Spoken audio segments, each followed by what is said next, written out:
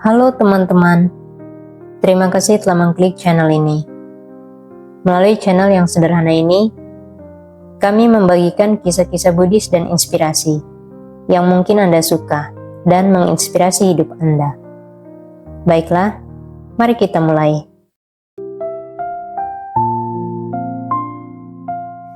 Kisah Bhikkhu dan Setan. Khotbah ini disampaikan oleh sang guru ketika sedang berdiam di Jetavana tentang Kunda Dhanathera. Kisah ini bermula sejak hari Kunda Dhanathera menjadi bhikkhu. Sesosok wanita selalu mengikuti sang Thera kemanapun ia pergi. Sang Thera sendiri tidak pernah melihatnya, tetapi semua orang melihat sosok wanita tersebut. Setiap kali sang Thera pergi berpindah patah di desa, para penduduk selalu terlebih dahulu memberikan seporsi derma makanan kepada sang Thera dengan berkata, "Bhante, ini untuk Anda." Dan kemudian mereka akan memberikan porsi derma yang kedua untuk wanita itu dengan berkata, "Dan ini untuk saudari kita." Kisah masa lampau. Dewi yang menjelma menjadi seorang wanita. Kisah ini bermula pada masa Buddha Kassapa. Terdapat dua orang bhikkhu yang saling berteman akrab seperti saudara kandung. Dan pada masa Buddha Digahayu, tahun demi tahun dan bulan demi bulan, para bhikkhu berkumpul bersama untuk melaksanakan laku uposatha. Kedua bhikkhu juga akan datang dari tempat tinggal mereka dan saling berkata satu sama lain, "Mari kita pergi ke Balai Winaya."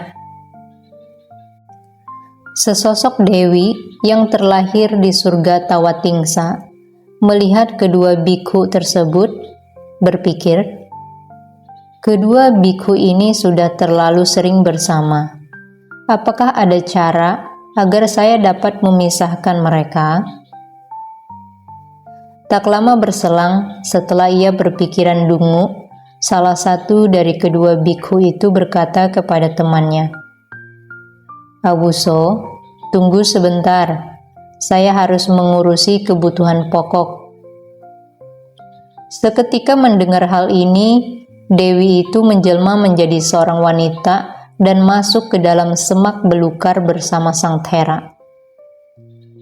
Ketika bhikkhu itu keluar, ia mengikutinya dari belakang dengan satu tangan merapikan ujung rambutnya dan satu tangan lain membereskan celananya sendiri. Sang Thera sendiri tidak mengenalnya. Tetapi saat bhikkhu yang sedang berdiri di luar menunggunya menoleh ke belakang, ia melihat wanita itu keluar, merapikan rambut dan celananya.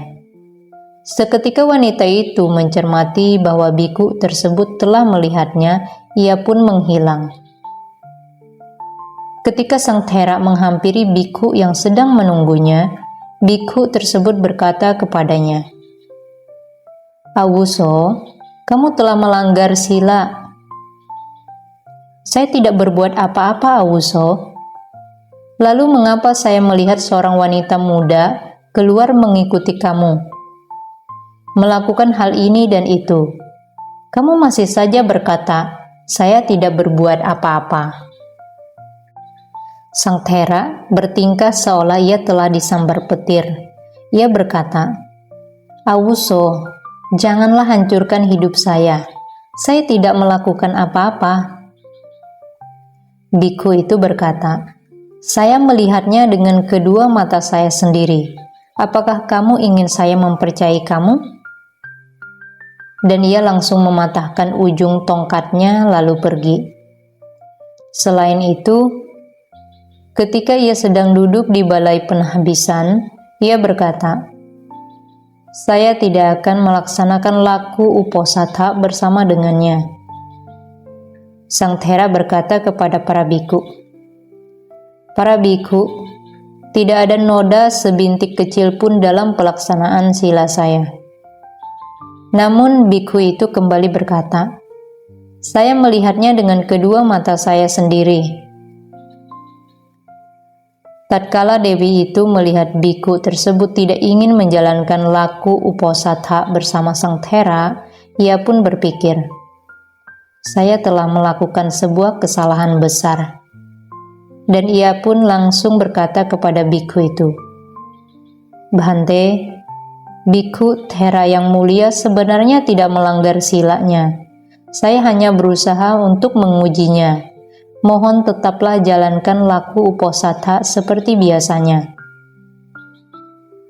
Ketika bikhu tersebut melihat Dewi itu terbang melayang di udara dan mendengar perkataannya tersebut, ia pun mempercayainya dan menjalankan laku uposatha bersama Sang Thera. Meskipun demikian, ia tidak begitu tertarik lagi dengan Sang Thera seperti sebelumnya. Demikianlah perbuatan lampau Dewi itu. Kisah masa lampau selesai. Setelah meninggal, kedua bikhu Thera terlahir di alam yang menyenangkan. Dewi itu terlahir kembali di neraka Awici, dan setelah menderita siksaan di sana selama satu masa interval antara kedua orang Buddha, ia terlahir kembali di Savatthi pada masa Buddha sekarang sebagai seorang lelaki. Ketika ia telah tumbuh dewasa, ia meninggalkan keduniawian dan menjadi seorang bikhu. Kemudian menyatakan ikrarnya secara penuh. Sejak hari ia meninggalkan keduniawian, wanita itu kembali muncul dan mengikutinya. Oleh karena itu, mereka memberinya nama Kunda Dhana. Tatkala para bikhu mencermati bahwa ia sedang diikuti oleh seorang wanita, mereka berkata kepada Anathapindika, bendahara, "Usirlah bikhu zina ini keluar dari wihara Anda. Karena celaan terhadapnya juga akan menimpa para bikhu lain." Tetapi para Bhante, apakah sang guru sedang tidak berada di dalam wihara? Beliau ada, umat. Baiklah kalau begitu, sang guru sendiri akan mengetahuinya. Para bikhu pergi mengatakan hal yang sama kepada Wisakha, dan ia pun memberi mereka jawaban yang sama. Para bikhu merasa tidak puas dengan kedua umat tersebut, melaporkan kejadian itu kepada raja dengan berkata, "Paduka, Kunda Dhana pergi berkeliling ditemani seorang wanita dan mendapat celaan dari semua bikhu. Usirlah ia dari kerajaan Anda." Lalu di manakah ia berada para Bhante? Di dalam wihara, Paduka. Di tempat manakah ia berdiam? Di tempat ini dan itu. Baiklah, kamu pergilah, saya akan menangkapnya.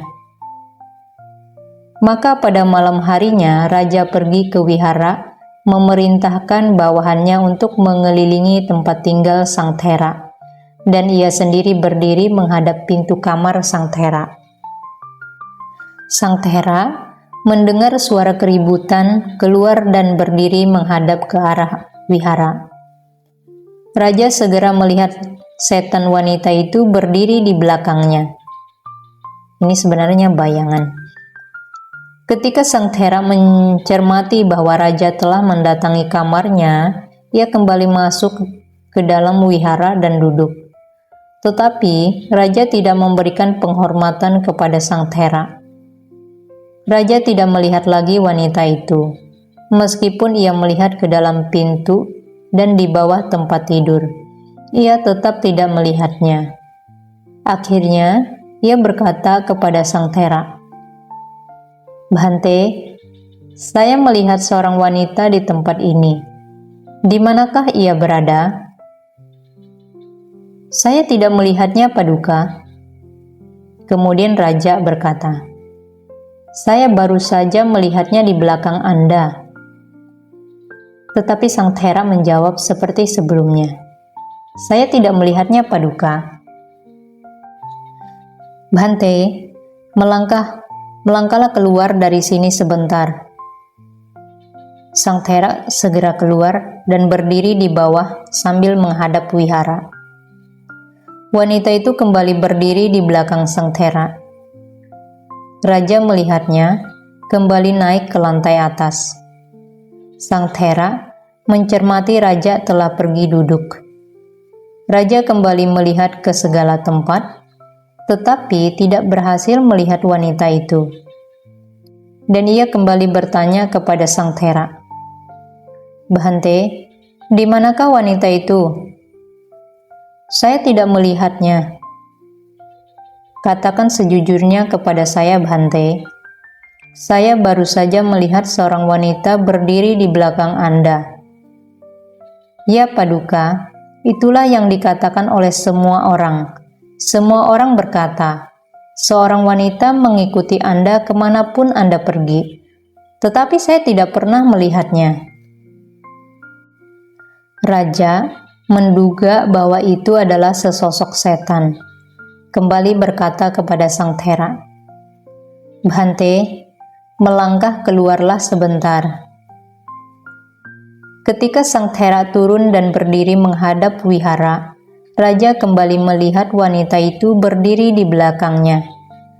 Namun, saat Raja naik ke lantai atas, ia tidak melihatnya lagi. Raja kembali bertanya kepada sang Thera. Tetapi sang Thera berkata, saya tidak melihat ada wanita.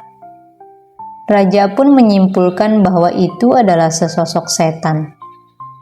Kemudian ia berkata kepada sang Thera, Bhante, dengan ketidaksucian seperti ini mengikuti Anda, maka tidak ada seorang pun yang akan memberikan makanan untuk Anda. Oleh karena itu, kunjungilah rumah saya secara rutin, dan saya sendiri akan menyediakan 4 kebutuhan pokok untuk Anda. Dan setelah menyampaikan undangannya, ia pun pergi. Para bikhu merasa tersinggung dan berkata, lihatlah raja yang keji itu. Ketika kita memintanya untuk mengusir bikhu itu keluar dari wihara, ia malah datang dan mengundangnya untuk menerima 4 kebutuhan pokok dan kemudian pulang. Dan mereka berkata kepada sang Thera, oh, dasar kamu biku serakah. Kini kamu telah menjadi peliharaan raja. Lalu biku itu, yang dulunya tidak pernah berani berbicara sedikit pun kepada para biku, juga berkata kepada mereka, kalian adalah orang serakah. Kalian adalah bajingan. Kalian berzina dengan para wanita. Dengan perkataan tersebut, ia menghina kami. Sang guru memanggilnya dan berkata kepadanya, Biku, apakah yang dilaporkan kepada saya itu benar adanya? Ya, Bhante, semuanya memang benar adanya. Mengapa kamu melakukannya? Karena mereka berkata sesuatu kepada saya. Para biku, mengapa kamu berkata sesuatu kepadanya? Karena kami melihat seorang wanita mengikutinya. Sang guru berkata, mereka berkata bahwa mereka berbicara dengan kamu karena mereka melihat seorang wanita sedang mendampingi kemanapun perginya kamu. Tetapi mengapa kamu tidak mengatakan apa yang ingin kamu katakan? Mereka mengatakan apa yang telah mereka ucapkan semata hanya demi sesuatu yang ingin mereka lihat. Namun mengapa kamu berkata seperti itu ketika kamu belum pernah melihatnya? Itu semua pasti karena kamu berpandangan salah pada kehidupan lampaumu sehingga kejadian ini menimpa dirimu. Kini, mengapa kamu kembali melakukan kesalahan? para biku bertanya kepada sang guru, "Tetapi Bhante, apakah yang diperbuatnya pada masa lampau?" Kemudian sang guru menceritakan kejadian lampau sang Thera kepada mereka dengan menyimpulkan seperti berikut. "Biku, kejahatan yang telah kamu lakukan membuat kamu jatuh dalam kesedihan. Tentu saja kamu tidak pantas melakukan lagi tindakan salah seperti itu. Jangan lagi berbincang dengan para biku. Jangan mengeluarkan suara. Bahkan bila piringan tembaga pecah, tetap jangan bersuara. Dengan demikian, kamu akan mencapai nibbana." Setelah berkata demikian, beliau mempertautkan kejadian tersebut dan menyampaikan uraian Dhamma, mengucapkan bait-bait berikut ini. "Jangan berbicara kasar kepada siapapun. Orang yang kamu perlakukan seperti itu akan membalasmu. Kata-kata kasar membawa masalah. Tamparan demi tamparan akan mengenai dirimu. Jika kamu tetap diam bagaikan sebuah gong pecah, kamu telah mencapai nibbana. Kata-kata kemarahan tidak ditemukan lagi dalam dirimu."